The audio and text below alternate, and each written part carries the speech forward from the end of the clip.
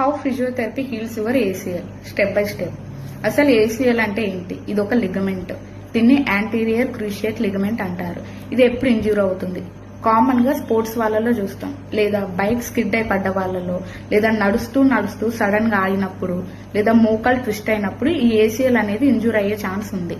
So దీని symptoms ఎలా ఉంటాయంటే టక్కన్ సౌండ్ రావడం, మోకాల దగ్గర వాపు రావడం, మోకాలు స్టెబిలిటీ లేకపోవడం.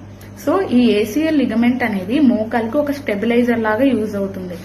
ఇది టేర్ అయినప్పుడు నడవడానికి, పరిగెత్తడానికి, ఈవెన్ నుంచోవడానికి కూడా చాలా ఇబ్బందిగా ఉంటుంది. దీన్ని ఎలా డయాగ్నోస్ చేయాలి?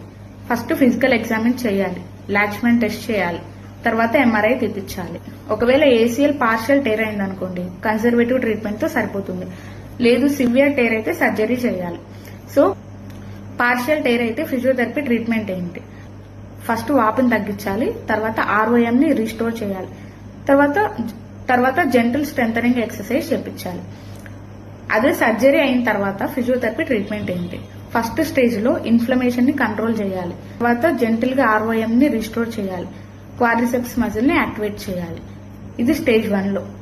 అదే స్టేజ్ 2 లో అయితే హ్యామ్స్ట్రింగ్ మజిల్స్ ని, గ్లూట్ మజిల్స్ ని, క్వాడ్రిసెప్స్ మజిల్స్ ని స్ట్రెంథన్ చేయాలి. స్టేజ్ 3 లో బ్యాలెన్సింగ్ ఎక్సర్సైజ్ చేపించాలి. స్టేజ్ 4 లో రిటర్న్ టు వర్క్.